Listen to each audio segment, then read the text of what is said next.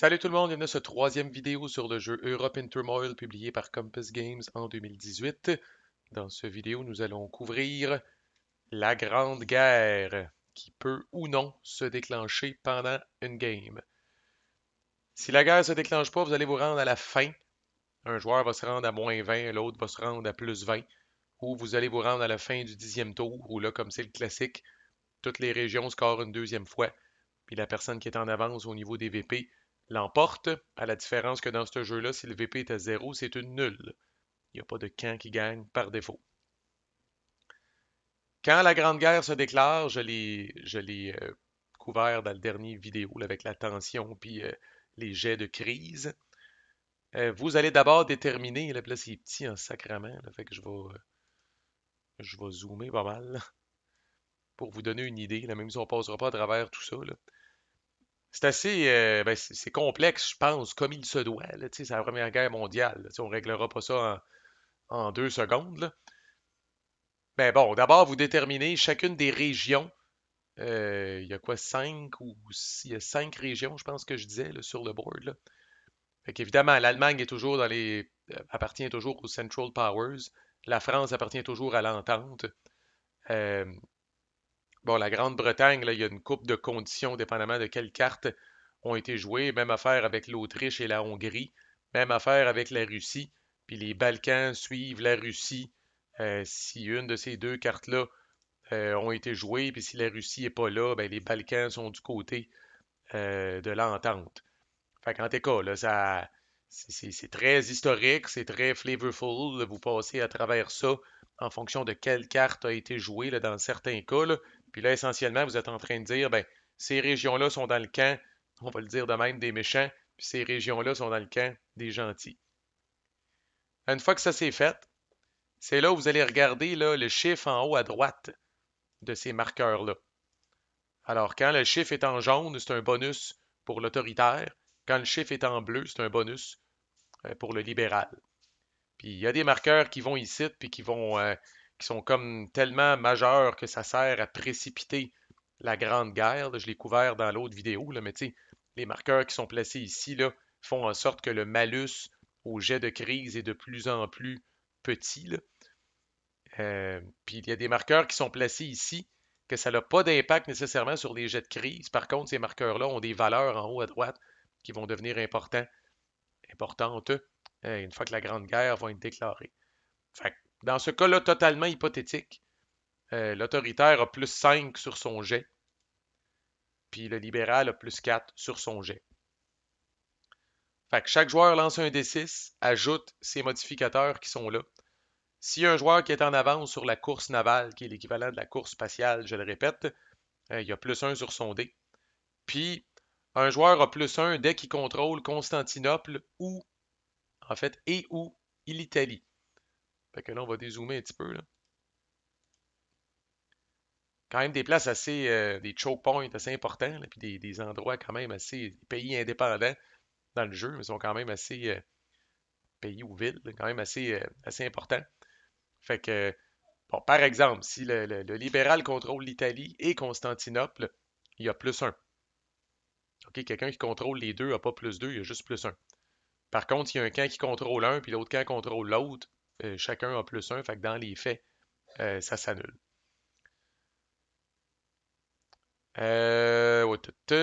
Ça, that's it. Fait que chaque camp brasse son dé, ajoute ses modificateurs.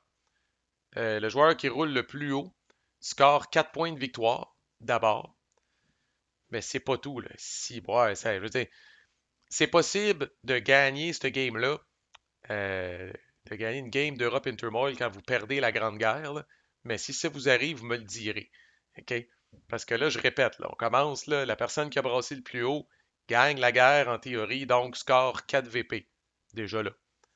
Ensuite, on va regarder chacune des régions qui ont participé à la guerre, parce que des fois, certaines régions n'auront pas participé à la guerre, comme la Russie, si elle s'est effondrée, ne participe pas à la guerre. Alors, quand la game se termine sur la Grande Guerre, on ne score à la fin que les régions qui ont participé à la guerre. Ça, c'est important. Alors, ça se peut que certaines régions dans lesquelles vous êtes peut-être horriblement en déficit, ça se peut que ces régions-là ne scorent pas si ça se finit avec la Grande Guerre.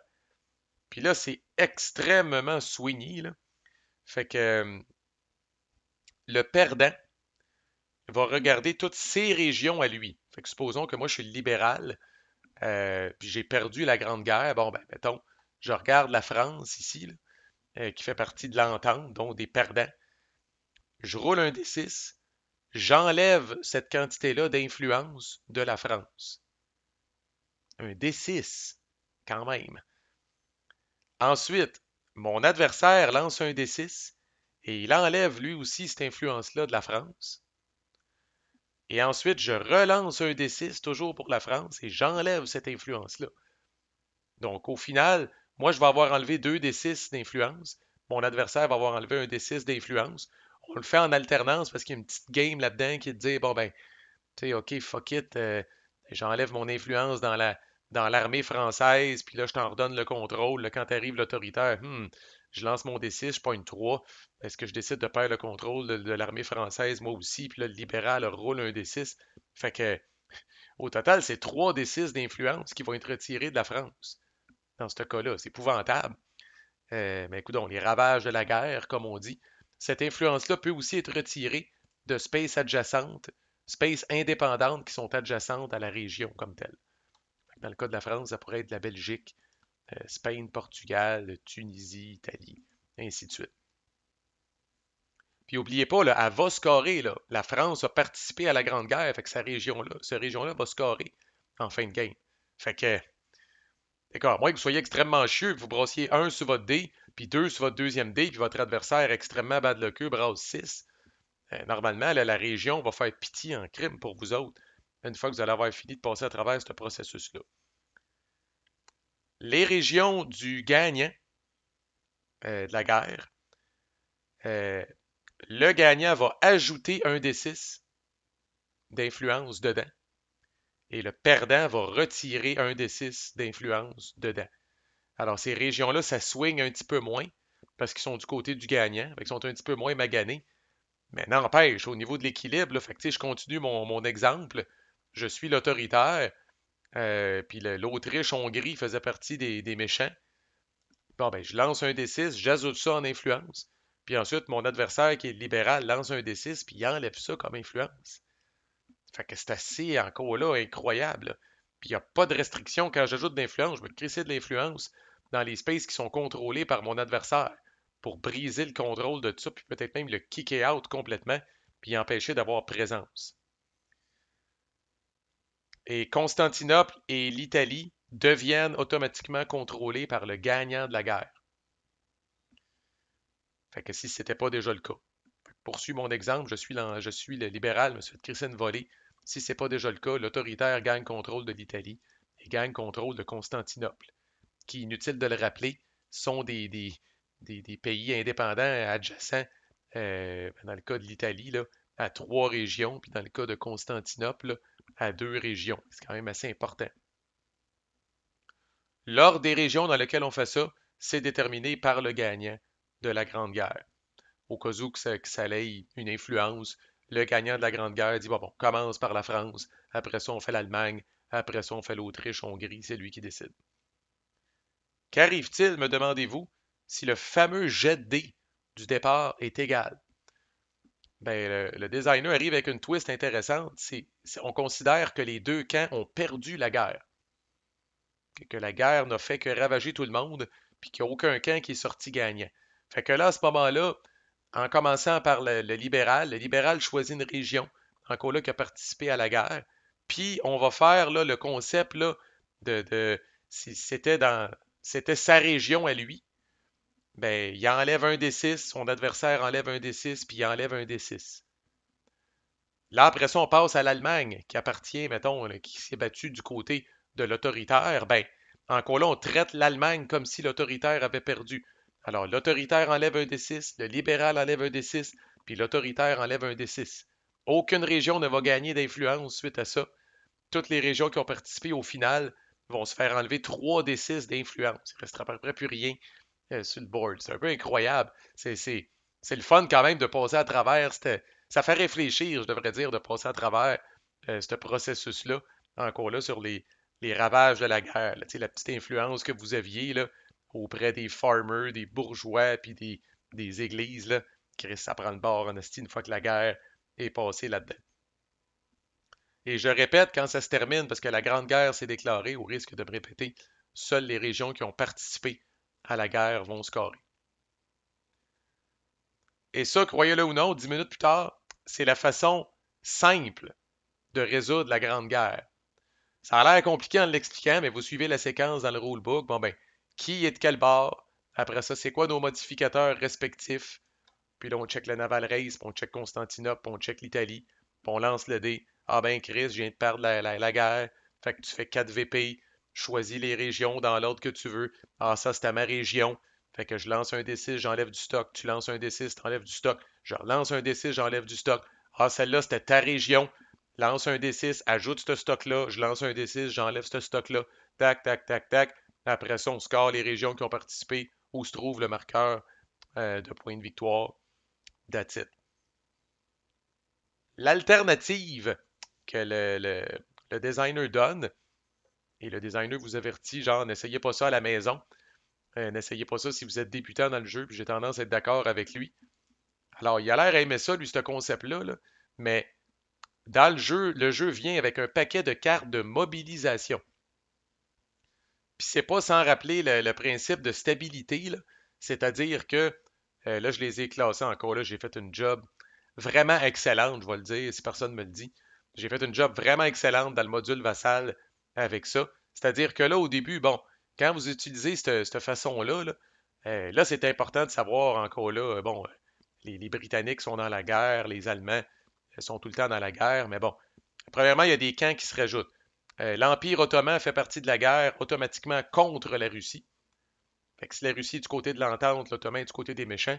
Si la Russie est du côté des méchants, les Ottomans sont du côté des gentils. C'est vraiment l'aimant opposé. Ils s'en vont l'autre bord de la Russie. Puis l'Italie va participer, mais ça aussi, ça va être basé sur les cartes qui ont été jouées. Si telle carte a été jouée, l'Italie est de tel bord. Si telle carte a été jouée, l'Italie est de l'autre bord. Fait qu'admettons que je suis l'entente, puis que l'Ottoman est de mon bord. Ah ben là, moi, ce que je vais faire dans le module vassal, puis vous pouvez répliquer ça dans le vrai jeu, là, c'est que je vais prendre toutes les cartes ottomanes, puis je vais les mettre dans ma main. Je vais prendre toutes les cartes britanniques qui sont de mon bord, puis je vais les mettre dans ma main.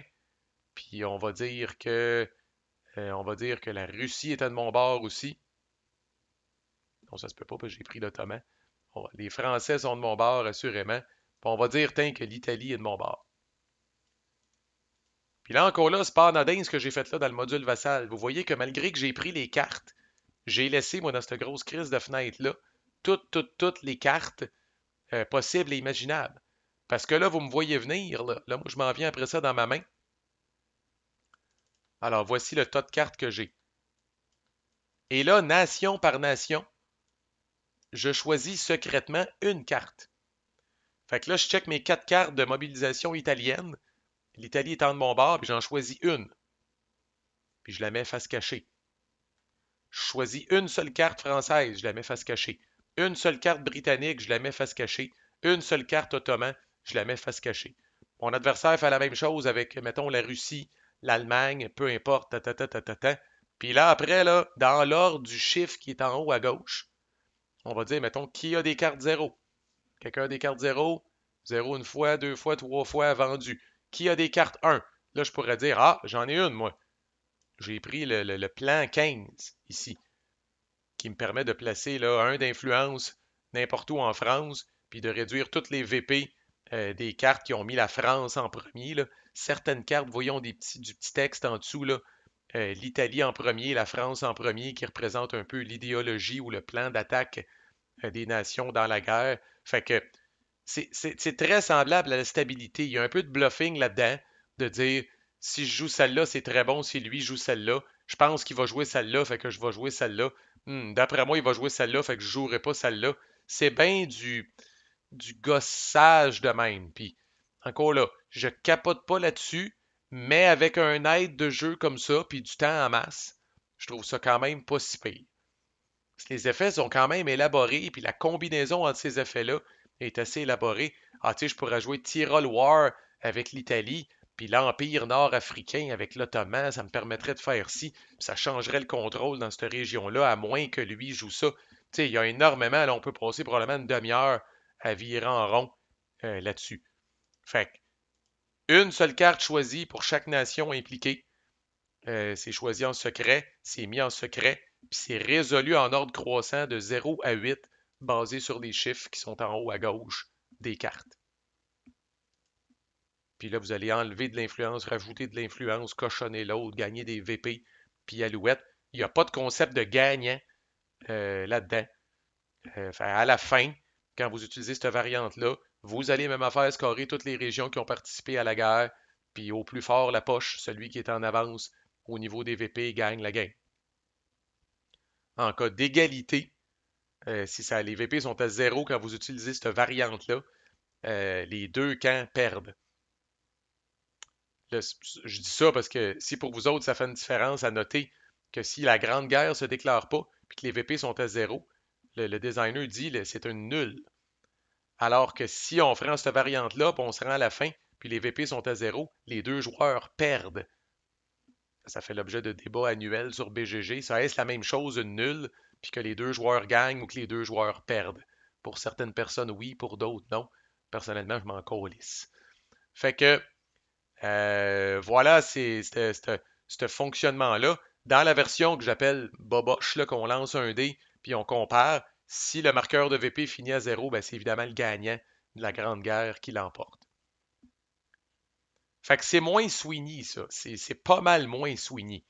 Euh, Parce que, veut pas, là, le jet de dés de la version Boboche, là, c'est probablement le jet de dés le plus important de votre vie. J'exagère, là, mais peu importe les modificateurs, ce jet de dés-là, là, si vous pognez 2 puis votre adversaire pogne 5 puis qu'il gagne la guerre, il y a bien des cas où on a recrissé le jeu dans la boîte sans même faire le calcul. Tu sais, qu'on a dit, bah, t'es déjà en avance au niveau des VP, tu gagnes la guerre, tu fais 4 VP, si je vais avoir de l'influence qui va être removée partout, là, c'est beau, je mets un genou à terre, tu m'as battu, là. Fait, tandis qu'avec les cartes de mobilisation, là, les régions vont bouger pas mal moins, là. Tu sais, la portée de chaque carte de mobilisation n'est pas autant que les fameux jets de dés que je parlais dans les régions, là, où est-ce que l'influence se revole et l'influence se fait rajouter à tour de bras. Fait que, je ne suis pas nécessairement un fan d'une ou l'autre. Si j'avais à jouer demain matin, c'est sûr que je jouerais avec les cartes de mobilisation. Parce que je ne suis pas un grand fan que ça se finisse sur un banal jet de dés. Puis je le sais qu'il y a des modificateurs pour on peut se préparer en conséquence. Là. Mais n'empêche, comme je dis, ce jet de dés-là va être fucking important. Je préfère, sans mauvais jeu de mots, la stabilité des cartes de mobilisation au fameux jet de dés final. Mais ça nécessite de, de, de lire, puis de se familiariser avec tout ça. Là. Vos cartes sont importantes, mais les cartes de l'adversaire sont quasiment encore plus importantes. Fait que vous allez devoir vous familiariser avec peut-être, il y a quoi, une vingtaine de cartes? Plus que ça, Chris, il y a une trentaine de cartes là-dedans, quelque chose de même. Là. Fait que si c'est la première fois que vous jouez, ben, le designer ne le recommande pas. Mais même si ça fait 4 fois que vous jouez, la première fois que vous allez jouer avec cette variante-là, vous allez devoir vous taper toutes ces fucking cartes-là. À part peut-être celles des nations qui ne sont pas impliquées dans la guerre. Fait que si par exemple la Russie n'est pas impliquée dans la guerre, ben, vous êtes quitte de lire les cartes de la Russie, vous en encore lycée parce que personne ne les a dans ses mains. Mais c'est de l'ouvrage. C'est une charge mentale quand même incroyable, mais c'est la façon que l'auteur a décidé de gérer la Grande Guerre. Fait que c'était Europe in Turmoil quand même, un digne successeur là, de ses cousins Twilight Struggle puis 1989, si vous aimez les card-driven games à deux, là, avec de l'influence comme ça, puis du scoring, puis en way down, là, vous vous trompez pas ben ben. Ça conclut cette playlist-là. Si vous avez aimé ça, il y en a plein d'autres du même genre sur la chaîne. Merci de votre fidélité. À plus.